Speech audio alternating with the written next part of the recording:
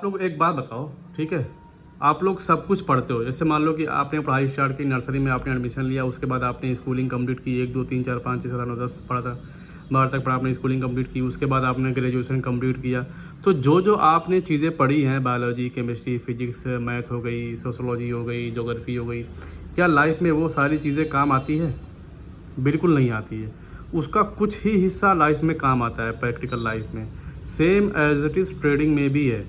Trading में बिना सीखे, बिना पढ़े, बिना समझे अगर आओगे, सिर्फ बाई और सेल करोगे, हाँ, 1 दिन, 2 दिन, 3 दिन प्रॉफिट होगा। उसके बाद आप लालच में आओगे कि यार इतनी जल्दी पैसा इसमें बन रहा है। तो ये लाइफ का रूल है, जितनी जल्दी पैसा बनता है ना, उतनी जल्दी पैसा जाता भी है आपका। और कौन सा ऐसा बिजनेस है जिसमें लॉस नहीं होता है? कौन सा ऐसा काम है जिसमें लॉस नहीं होता है? आप लोग समझते नहीं हो, हर काम में लॉस होता है आपका। एक जनरल स्टोर वाला, ठीक है, वो पैसा उसमें लगाता है, फिर पैसा कमाता है, उसमें कई चीज़ उसकी लॉस भी होती है, वेस्टेज भी होता है बहुत सारी चीज़ों का। जो सामान लेके आता है उसका उसमें लॉस भी होता है। लॉस कैसे होता है? कुछ सामान लाया, उसमें उसका वेस्टेज हो गया, ख़राब हो गई चीज़ें, तो उसका लॉस ही हुआ ना। तो same as it is trading में आपका स्टॉप लॉस है। आप जॉब करते हो, जॉब पे जाते हो, डेली जाते हो, 100 रुपये का आपका तेल जाता है, वहाँ पे कुछ खाना पीना खाते हो, 200 300 डेली का 500 रुपये खर्चा है। सेम एज इट इज़ आपका इसमें स्टॉप लॉस है। सेम एज इट इज़ इसका ट्रेडिंग में आपका लॉस है। लॉस को बस बुक करना आप लोग को आना चाहिए। इसमें होप ट्रेडिंग नहीं चलती है। और ट्रेडिंग में सारी चीज़ें सीखनी पड़ती है। जैसे आप लोग पढ़ते हो ना, पढ़ाई कंप्लीट करते हो, सब कुछ पढ़ते हो, लेकिन लाइफ में कुछ ही चीज़ें काम आती है। Same as it is trading में भी है। पढ़ना आपको सब कुछ पड़ेगा, लेकिन स्ट्रेटजी कॉन्सेप्ट सिर्फ 1 2 स्ट्रेटजी पे काम करना होता है, वही चीज़ें काम आती है। यहाँ पे अगर आप लोग को आज निफ्टी ने देखो कितना पॉइंट का मूव दिया है, मार्केट लाइव ही चल रही है। निफ्टी ने एक मूव दिया है, तकरीबन 1% का मूव दिया, 253 पॉइंट का मूव दिया है। परसेंटेज के टर्म से बात करूँ तो 1% का इसने मूव दिया है। 2 दिन से मार्केट कंसोलिडेट कर रही थी, एक ही जोन में मार्केट घूम रही थी, और सबको मालूम था कि आज मार्केट या तो ऊपर ब्रेकआउट देगी या नीचे ब्रेकआउट देगी। जहाँ भी ब्रेकआउट देगी अच्छा मूवमेंट मिलेगा। खैर, हम लोग बात करते हैं, अगर आप लोग को स्ट्रेटजी कॉन्सेप्ट पढ़े होते तो यहाँ पे 4 5 तरीके से एंट्री यहाँ पे मिल रही थी। एक ट्रेंड लाइन का यहाँ पे रेजिस्टेंस था, उसका यहाँ से ट्रेंड लाइन आ रही थी, अभी बना के आपको दिखाऊंगा, उसका ब्रेकआउट मिला तब एंट्री मिली। फिर यहाँ पे एक डबल बॉटम भी बन रहा है, नहीं दिख रहा आप लोगों को लेकिन बन रहा है, इसीलिए बोल रहा हूँ इन डेप्थ में जब पढ़ोगे ना तब समझ में आएगा। यहाँ देखो, ये डब्ल्यू बन रहा था, डब्ल्यू पॉइंट में डबल बॉटम पे एंट्री मिली। फिर यहाँ पे आने के बाद एक फर्स्ट पुल बैक पे एंट्री मिली। यहीं पे अगर स्विंग लो से स्विंग हाई आप लोग मार्क करते तो फिबोनाची रिट्रेसमेंट की एंट्री मिलती यहाँ पे देखो इतना अच्छा खासा मूव आया है।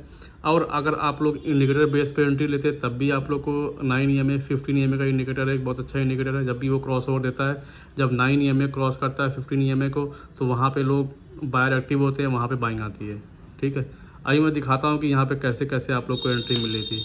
ठीक है, एक तो मार्केट में टीटा यहाँ बहुत ज़्यादा हो रहा है, आप लोग उसको अवॉइड करिएगा, उसके लिए माफ़ी चाहता हूँ मैं। यहाँ से एक ट्रेंड लाइन आ रही थी, आप लोग को नहीं दिख रही होगी, मुझे दिख रही थी। ये देखो यहाँ पे ट्रेंड लाइन आई, ये रेजिस्टेंस की ट्रेंड लाइन थी। बार बार इसी ट्रेंड लाइन पे मार्केट जा रहा था, फिर नीचे आ रहा था, फिर यहाँ पे गया, फिर आया, फिर नीचे आया। नीचे से सपोर्ट की ट्रेंड लाइन आ रही थी। यहाँ से देखो, यहाँ से ये अभी दिखाता हूँ, ये देखो, ये ट्रेंड लाइन की एंट्री हो गई। कैसे आप एंट्री कहाँ बनती है आपकी? तो इस ट्रेंड लाइन के ऊपर जब कैंडल ब्रेकआउट देती, फिर इस ट्रेंड लाइन के ऊपर क्लोज करती, फिर उसके अगले कैंडल पे आपकी एंट्री बनती। जैसे यहाँ पे ये वाली कैंडल ने इसके ऊपर ब्रेकआउट दिया, ब्रेकआउट देने के बाद इस ट्रेंड लाइन के ऊपर ये यहाँ पे क्लोज किया, तो इसका मतलब क्या हुआ कि बायर यहाँ पे एक्टिव हुए यहाँ से, और बायर यहाँ तक प्राइस लेके गए। अच्छे खासे यहाँ पे बायर आए, बायर यहाँ पे मजबूत हैं, क्योंकि बायर यहाँ पे प्राइस को क्लोज करवाए हैं। तो आपकी एंट्री इस कैंडल पे बनती, और स्टॉप लॉस कहाँ होता आपका? इस वाली कैंडल पे। मतलब यहाँ पे एंट्री है तो इसके पिछले कैंडल का लो है, वो आपका स्टॉप लॉस होता। 5 पॉइंट का, 6 पॉइंट का, 10 पॉइंट का स्टॉप लॉस होता। ठीक है, और अगर प्राइस नीचे आ भी जाती तो आप लोग को स्टॉप लॉस बुक करना पड़ेगा ट्रेडिंग में। नहीं बुक करोगे तो फिर नीचे ही आता जाएगा वो। उसी को बोलते हैं गैम्बलिंग, उसी को बोलते हैं रूल नहीं फॉलो करना। रूल फॉलो करोगे लॉस होगा, लेकिन एट द एंड आप लोग प्रॉफिट में ही रहोगे।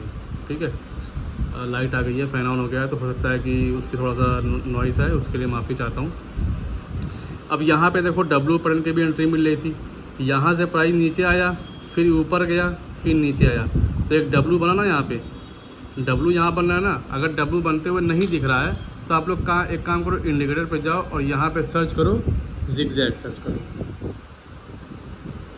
ये देखो जिगजैग आ गया, ये मैं लगा दिया। अब देखो डब्लू आप लोग को दिख रहा है यहाँ पे, मैं बताया था ना डब्लू यहाँ पे बन रहा है, डब्लू यहाँ पे फॉर्म हो रहा है। जब भी डबल बॉटम बनता है तो यहाँ पे डब्लू बन रहा था, तो यहाँ जब इस स्विंग हाई को जब ये लाइन क्रॉस करती, ये कैंडल क्रॉस करती, तब यहाँ पे आपकी एंट्री होती और स्टॉप लॉस इस डब्लू का, ये जो बॉटम है यहाँ पे आप लोग का स्टॉप लॉस होता। और टारगेट कहाँ होता, इसका जो इसके बाद का जो स्विंग हाई है, ये स्विंग हाई है, तो यहाँ पे आप लोग का टारगेट होता। और टारगेट देखो आप लोग को इजीली मिला है। अच्छा, यहाँ से लेके यहाँ तक एक रैली आई, यहाँ पे 2 टाइप से एंट्री मिली आपकी, मैं आप लोग को समझाया। अब तीसरी एंट्री देखो यहाँ मिल रही थी एक रैली, चलो मान लो कि यहाँ पे एंट्री आपकी मिस हो गई, रैली आ रही है, तो रैली आप लोग आने दो, जहाँ तक प्राइस जा रहा है जाने दो। यहाँ तक प्राइस गया, फिर यहीं से प्राइस नीचे आने लगा, ठीक है। सेलर लोग यहाँ पे एक्टिव हुए, या फिर कुछ लोग यहाँ पे अपना जो बायर थे वो अपना प्रॉफिट बुक किए, तो एक पुल बैक आता है। पुल बैक का मतलब प्राइस एक रैली आने के बाद फिर एक नीचे आता है, इसको बोलते हैं पुल बैक। तो इसको बोलते हैं first pull back. First pull back पे यहाँ पे एंट्री मिली, प्राइस ऊपर गया, फिर जैसे नीचे आता है तो फिर यहाँ पे फिर से बायर एक्टिव होते हैं। यहीं पे आपको फिबोनाची रिट्रेसमेंट की भी एंट्री मिली है। फिबोनाची रिट्रेसमेंट कैसे लगाते हैं, स्विंग लो से स्विंग हाई तक मार्क कर लो, मतलब जहाँ से प्राइस रैली स्टार्ट हुई है और जहाँ तक प्राइस मूव किया है वहाँ तक आप फिबोनाची रिट्रेसमेंट को ड्रॉ करो। यहाँ पे इंडिकेटर पे जाके इंडिकेटर करेगा इस वाले सेक्शन पे जाके, और स्विंग लो से स्विंग हाई मार्क करो। क्या मार्क हो रहा है, ये फिबोनाची, ठीक है। ये स्विंग लो हो गया, स्विंग लो से स्विंग हाई तक मार्क करो, यहाँ तक अभी दिखेगा आपको, रुक जाओ, यहाँ तक मार्क किया आपने। अब एंट्री कहाँ बनेगी फिबोनाची में, एंट्री बनेगी आपकी जो गोल्डन रूल है, जो 61% का जो गोल्डन रूल है, इसको गोल्डन रूल बोलते हैं, 0.6 को गोल्डन रूल बोलते हैं। तो जब भी यहाँ पे प्राइस आती है तो यहाँ से एक फिर से बायर यहाँ पे एक्टिव होते हैं। तो प्राइस यहाँ पे आई है और थोड़ा सा यहाँ पे नीचे भी गई है। अब मार्केट को भी पता है, सेलर को भी मालूम है कि यहाँ पे आप लोग एंट्री लोगे और स्टॉप लॉस 2, 4, 5 पॉइंट के नीचे लगाओगे। तो देखो कुछ लोग के स्टॉप लॉस भी हिट हुए होंगे, यहाँ पे एंट्री बनाए होंगे, इससे 2, 3, 5 पॉइंट नीचे रखे होंगे, उनको स्टॉप लॉस हिट की है, फिर उसके बाद ऊपर गई। लेकिन यहाँ पे आने के बाद देखो एक बार ऊपर गई है, और कितनी ऊपर गई है देखो, इतना ऊपर कोई कैप्चर कर नहीं पाता है। आपने मान लो कि यहाँ पे अगर एंट्री बनाई थी 105 पे, मान लो एंट्री बनाई थी, तो आपको जो टारगेट होता ना वो 115 का होता, 115 पे टारगेट लो और निकल जाओ। 1:2 का टारगेट जो होता है वो सेफेस्ट होता है। तो ट्रेडिंग में आप लोग को सब कुछ सीखना पड़ेगा। अगर आप लोग 3-4 चीज़ें सीखे होते तो यहाँ पे 4 टाइप से एंट्री मिल रही है, फर्स्ट पुल बैक की एंट्री, फिबोनाची की एंट्री, ठीक है, ब्रेकआउट की एंट्री, डबल बॉटम की एंट्री, या डब्ल्यू पैटर्न जो बना था उसकी एंट्री। ये सब चीज़ें आप लोग को सीखनी पड़ेगी। आई होप ये चीज़ें आपको थोड़ा बहुत समझ में आई होगी। अगर आप लोग चाहते हो किसी चीज़ पे टॉपिक पे वीडियो बनाना तो कमेंट करो, मैं ज़रूर वीडियो बनाऊँगा। Thank you so much.